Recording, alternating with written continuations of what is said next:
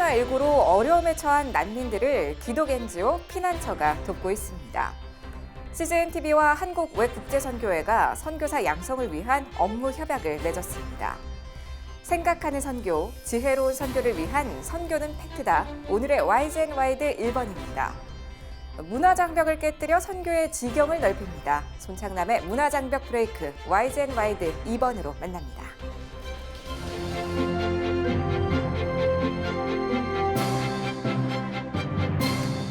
안녕하십니까.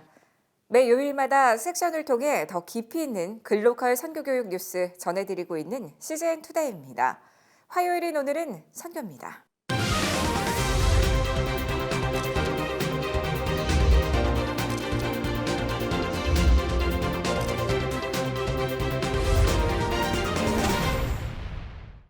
코로나19가 발생한 지 2달이 넘어가고 있습니다. 경제가 어려워지고 사회도 움츠러들고 있는데요. 그 속에서 사각지대에 놓인 이들을 위해 사랑을 실천하고 있는 기독 NGO 사역 현장을 찾아가 봤습니다. 보도에 박건희 기자입니다. 차에서 박스와 휴지를 꺼내들고 어디론가 걸어갑니다. 가파른 경사를 내려가고 좁은 골목 끝에 다다릅니다. 이태원 일대에 있는 난민들의 거주지입니다. 국제난민지원단체 기독 NGO 피난처는 코로나19 발생 이후 난민들을 찾아가고 있습니다. 1999년 설립된 피난처는 난민들과 함께한 지 20여 년이 됐지만 최근 새로운 난민들을 만나기 시작했습니다. 코로나19로 사각지대에 가려진 난민들이 계속해서 발견되기 때문입니다. 생각보다 많은 사람들이 음식이 없다고 답변을 줬고 사각지대에 계셨던 거죠. 그래서 이런 분들이 계셨구나라는 걸 좀 인식을 하고 도울 사람이 더 많겠다 생각이 들어서 저희가 난민들한테도 물어보고 더 필요한 집이 있냐 이렇게 물어봐서 더 많은 난민들을 좀 도울 수 있게 됐어요. 한 가정에 전달하는 박스 내 물품들의 가격은 약 6만 원 상당. 현재 난민들에게 가장 기본적으로 필요한 우유, 달걀, 식용유 등을 전달합니다. 특히 난민들은 공적 마스크를 구입할 수 없어 마스크도 지원하고 있습니다. 그러나 대다수 난민들이 코로나19로 일자리를 잃었고 가정 내 아이들이 있을 경우 이것만으로는 충분하지 않습니다. 피난처 역시 후원으로 돕기 때문에 외부의 도움 없이는 진행이 어렵습니다. 일부 난민들은 집세를 빌려 집 주인으로부터 나가달라는 요청까지 듣고 있습니다. 선교를 많이 나가시잖아요. 한국에서 단기 선교를 해외로 가기도 하고. 근데 이제 한국에도 도울 선교할 난민들이 아직 많이 있고 그들이 제일 필요로 하는 거는 첫 번째로는 이 상황들을 해결해 나갈 수 있는 좀 중보 기도인 것 같고요. 그들의 삶을 잘 살아갈 수 있도록. 두 번째는 직접 방문하실 수 있으면 한국어 교육도 정말 도움이 될 거고 그게 어렵다 하시면 이제 재정적인 지원을. 봉사자들은 난민들을 직접 만나보니 생각했던 것과는 달랐다고 말했습니다.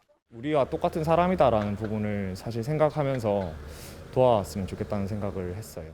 도대체 무엇이 그들을 이렇게 아프게 만들었을까라는 의문에서 시작해서 좀 하나님이 뜻하신 바가 뭔지 그들에게 이런 걸 고민하게 되었는데 저한테 보여주시고 제가 경험했던 하나님이 그게 아무리 악한 상황이고 나쁜 상황일지라도 하나님이 계속 선물처럼 좋은 걸 주시고 있는 상황이라고 느꼈거든요. 그분이 어떤 것을 보여주실까 계속 기대하고 그것을 위해서 그걸 볼 수 있도록 기도하는 것밖에 할 게 없겠구나.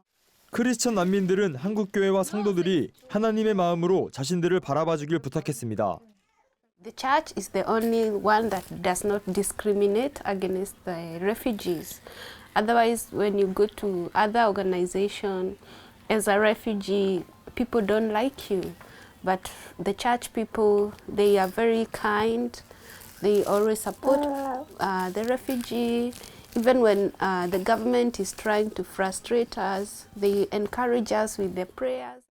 어려운 상황 속에서도 소외된 이웃을 향한 작은 섬김이 필요한 때입니다. CGN-투데이 박건희입니다. 선교사를 위한, 선교지를 위한 글로컬 선교교육 방송 CGN-TV. 개국 이후 15년간 많은 미디어 선교사들을 양성해 왔는데요. 한국외국제선교회의 협력을 통해 이젠 한 발 더 도약합니다. 박건희 기자가 보도합니다. 2005년 설립된 CGN-TV는 그동안 한 영혼을 위해 더 멀리 더 가까이라는 슬로건으로 선교지에 더 다가가고 국내와 선교지를 연결하기 위해 불철주야 노력해왔습니다. 그 노력의 일환으로 CGNTV는 4월 24일 CGNTV 본관 회의실에서 선교원 신자 프로그램 운영에 관한 상호 협약식을 가졌습니다. CGNTV 이용경 대표와 한국외국제선교회 김재영 대표 등이 자리한 이번 협약식은 각 기관 소개 후 협약서 서명 등의 순으로 진행됐습니다. 이번 협약으로 앞으로 CGNTV 직원들 중 선발된 선교원 신자들은 해외 지사나 제작센터가 아닌 외국제선교회가 활동하고 있는 사역지로 파송, 최소 2년에서 최대 3년 사역에 동참합니다. 현지의 선교사들과의 협력, 또 그리고 선교사로서의 그 마음을 갖고 나가서 활동하는 것이 중요합니다. 그러한 차원에서 선교사들의 단체인 웩과 함께 현지에서 협력하고 또 후방 지원에서도 서로 교류를 할 수 있게 된 것은 큰 새로운 기회를 만드는. 외국제선교회 활동으로는 보건의료, 교육문화, 차세대 사역 등에 동참하며 CGNTV 사역으로는 안테나와 셋탑박스 설치, 영화와 다큐멘터리 상영, 현지 주요 교단들과 연결해 후원 가능성을 모색합니다. 특별히 요즘 같은 디지털 세계에 이런 CGNTV와 같은 미디어 사역을 하는 단체와 함께 사역하는 것은 이 시대의 선교 방향에 상당히 부합하다고 생각합니다. 한편 1913년 설립돼 100년이 넘게 사역해온 외국제선교회는 미전도 종족이 집중된 14시창 지역을 중심으로 약 80여 국가 100여 개 종족에 2,300여 명의 선교사를 파송하고 있습니다. CGN투데이 박건희입니다.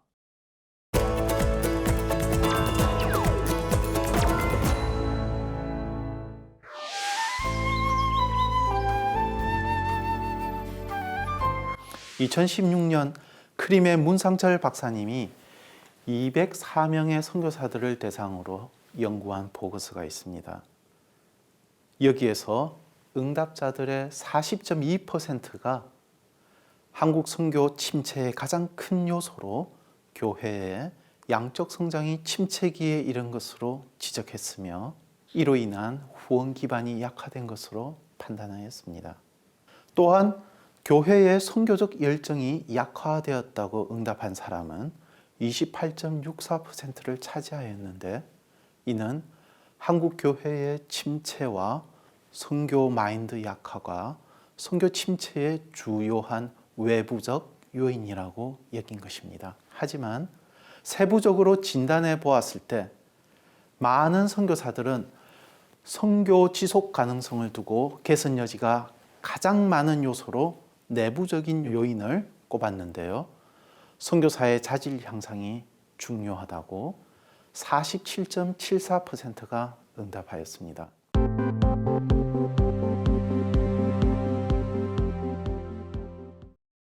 외부적 요인보다는 내부적 성숙이 더 중요하다고 선교사 그룹 자체에서 언급한 것입니다. 이는 본질의 충실함이 지속성에 있어서 얼마나 중요한 요소로 작용하는지 잘 보여주고 있는 연구입니다. 성경과 초대교회 속에서도 본질을 중요시 여긴 것을 발견할 수 있습니다. 당시 소수의 초기 교회 공동체가 지속성을 가지고 살아남을 수 있었던 열쇠는 바로 진정성에 있었습니다. 그와 대비되는 다수를 차지했던 바리새인들의 회당 공동체에서는 엄격한 종교적 전통이 있었고 그것이 그들의 지속성을 담보한다고 생각했지만 예수님의 생각은 근본적으로 달랐습니다. 마태복음 6장에서 바리새인들의 전통적이며 대표적인 신앙 형태인 구제, 기도, 금식에 있어서 진정성이 빠져 있음을 신랄하게 예수님은 지적합니다. 그들의 행동의 공통점은 바로 은밀한 중에서 진정성을 찾고 계신 하늘 아버지를 간과했다는 것입니다.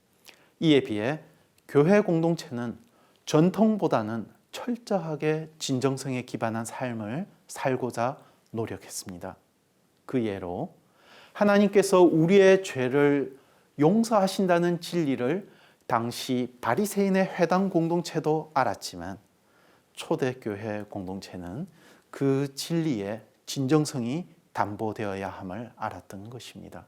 그래서 당시 기독교 공동체의 사람들은 용서할 수 없는 다른 사람을 용서함으로 은밀한 중에 보고 계신 하나님께 그 진정성을 보이고자 노력하였던 것입니다.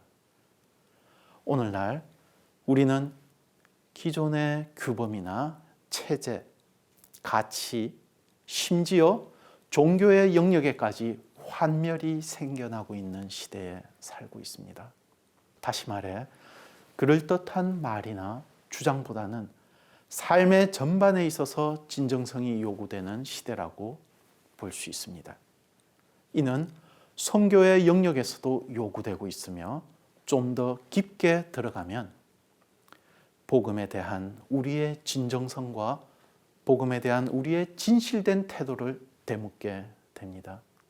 따라서 이 시대는 많은 불안감을 가져다 주지만 결과적으로는 우리를 돌아보게 되는 시대라고 할 수 있습니다. 한국 교회와 한국 선교가 스스로를 돌아볼 수 있는 상황 속에 있다는 것은 그야말로 이전의 양적 성장보다 훨씬 더 중요한 축복이라고 생각할 수 있으며 이 시기가 우리 다음 세대에 있어서 중요한 기초가 되고 기반이 되는 시기가 되기를 소망합니다.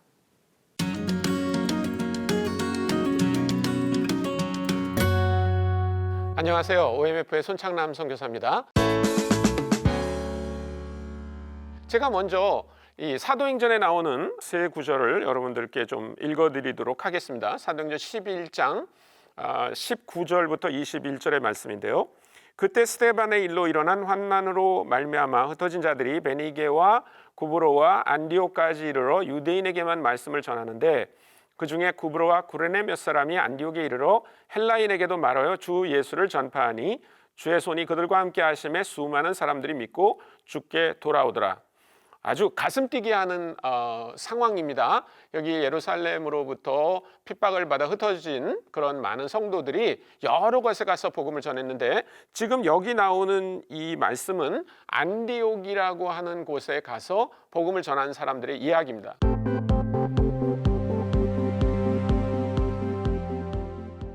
그런데 이 사람들의 이야기가 아주 특별한 것은 19절에 보니까 안디옥에 와 있는 유대인들에게만 먼저 복음을 전했다 이렇게 얘기하고 있어요. 이 흩어진 사람들은 유대인들이었습니다. 그래서 멀리 가서 자기 문화와 언어가 같은 동족들에게 복음을 전하는 것은 아주 자연스러운 거였죠. 그런데 20절에 보니까 그 중에 구브로와 구레네 몇 사람이 안디옥에 이르러 헬라인에게도 말하여 주 예수를 전했다 이렇게 말하고 있습니다. 이게 어마어마한 사건입니다. 이 사건이 있기 전까지 교회에는 유대인이거나 아니면 유대교에 개종한 사람들만이 주로 있었습니다. 그런데 안디옥에 와서 처음으로 헬라 사람들, 이 사람들은 할례를 받은 사람이 아닙니다. 율법을 지키는 사람들이 아닙니다. 유대인들이 믿고 있었던 그 구약이라고 하는 성경책을 잘 모르는 사람들입니다. 그런데 이 사람들에게 누구라고 전했냐면 주 예수라고 전했다는 것입니다. 우리가 주 예수라고 하는 단어를 교회에서 흔히 듣기 때문에 이게 뭔가 새로운 건가라고 할지 모르지만 그 전에는 이 흩어진 사람들이 사마리아도 가고 다른 유대 지역에 갔을 때 예수님을 누구라고 전했냐면 메시아라고 전했습니다. 그리스도, 헬라어로 크리스토스라고 하는 단어로 사용했는데 그 말은 구약에서 여러 번 반복돼서 나오는 기름 부음을 받았다는 뜻입니다. 그러면 여기 11장 20절에 나오는 주 예수, 키리오스라고 하는 이 단어는 사실은 유대인들에게 익숙한 단어가 아니라 헬라인들이 잘 사용하는 종교적 용어였습니다.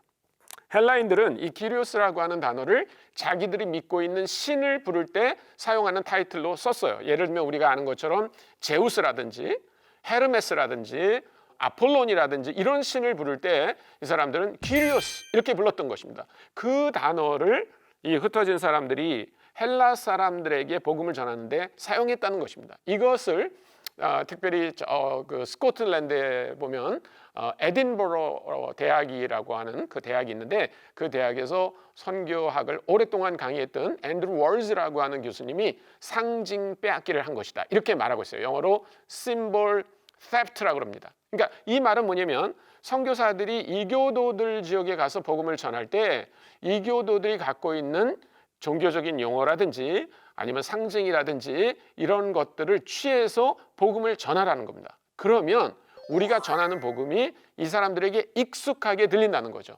뭐 그 중에 이제 제가 한 가지만 더 말씀을 드린다면 하나님의 이름을 뭐라고 할 건가 하는 거예요. 대부분 처음 복음을 받아들이는 사람들에게 갔을 때 그 문제가 선교사들에게 가장 중요합니다. 이 하나님의 이름을 이 사람들이 낯선 이름으로 들을 것인가, 아니면 이미 기존에 있던 토착신의 이름으로 할 것인가, 이런 문제를 가지고 많이 고민을 합니다. 그 중에 한 가지가 이제 몽골에서 있었던 일인데요.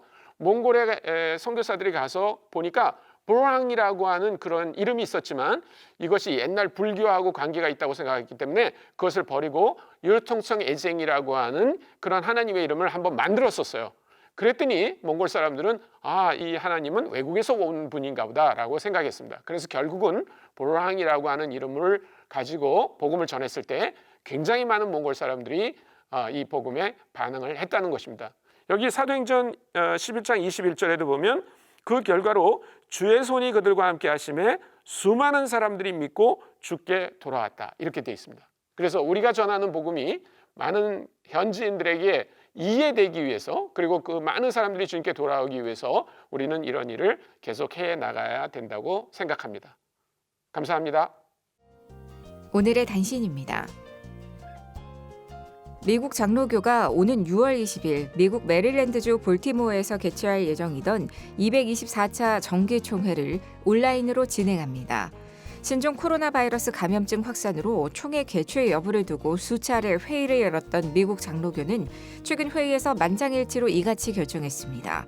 한편 이번 총회를 계기로 교단의 온라인 활용도가 높아질 것으로 전망되고 있습니다.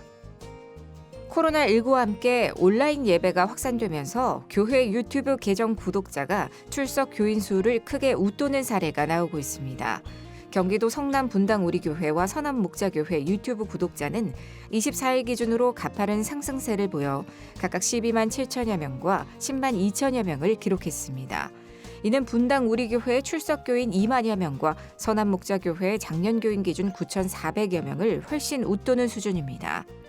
온라인 예배 장기화로 다른 목회자의 설교를 찾아보게 된 것, 동영상 프로그램 별도 제작 등이 영향을 준 것으로 분석되고 있습니다. 홀트 아동복지회가 미혼 한부모 가정에 아동 양육 물품을 지원하는 365 베이비 케어 키트 2020년의 대상자를 모집합니다.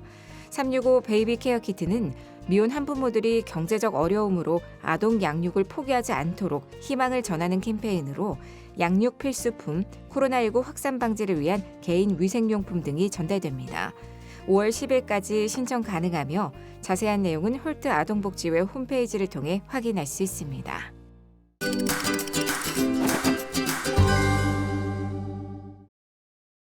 안녕하십니까. 백초 교회용어 바로잡기 최창섭입니다. 크리스천 가운데 일요일날 교회당에 예배 보러 간다고 말하는 사람이 꽤 많습니다. 일요일은 공일, 즉 쉬는 날입니다. 그리고 보다라는 동사는 말 그대로 구경한다는 뜻입니다.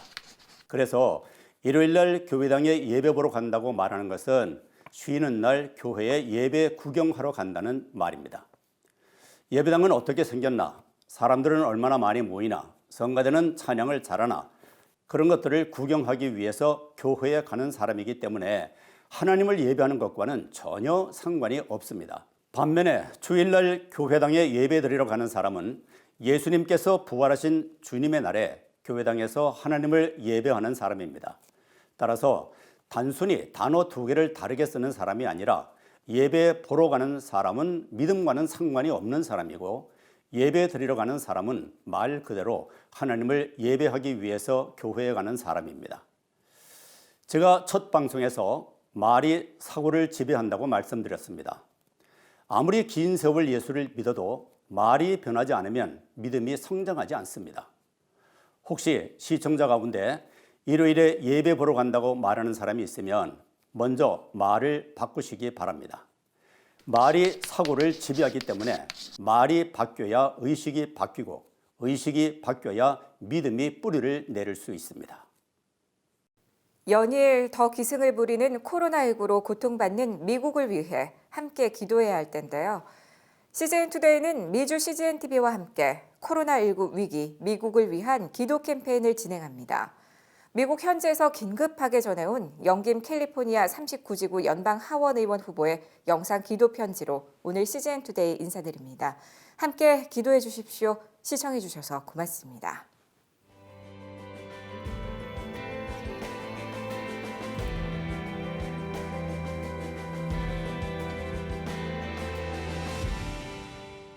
가주는 물론 지금 미국과 온 세계에서 코로나 바이러스로 인해서 우리가 상상도 할 수 없는 어려움을 겪고 있습니다.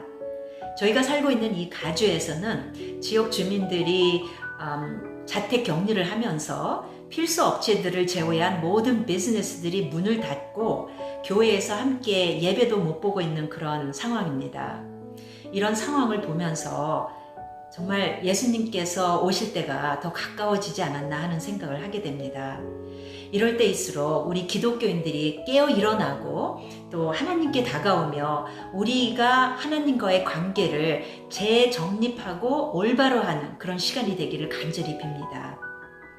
인간적인 차원에서 볼 때에는 이 전염병에서 빨리 벗어나고 아픈 사람들을 빨리 치료하고 또 경제적인 어려움을 빨리 극복하는 것이 급선무이겠지만 이 모든 것도 하나님의 주권 안에 있다는 것을 믿습니다. 이럴 때에 하나님 없이는 인간의 힘으로 우리가 할 수 있는 것이 아무것도 없다는 것을 더 뼈저리게 느끼면서 하나님께 더 간절히 다가가며 기도하게 되는 것입니다. 그래서 여러분들께 함께 기도하기를 부탁드립니다. 이러할 때에 이 마지막 때에 무엇보다도 우리 기독교인들이 회개하고 우리의 신앙이 더 강건해지고 하나님의 보호하심과 인도하심과 자비하심이 우리 미국과 온 세계에 함께 있기를 간절히 기도 부탁드립니다. 그리고 전 세계에 흩어져서 말씀을 전하는 우리 선교사님들과 가족들 위에 하나님께 보호하심과 사랑과 은혜로움이 다 함께 하시기를 진심으로 빕니다. 무엇보다 건강에 유의하시고 여러분들 힘내세요. 감사합니다.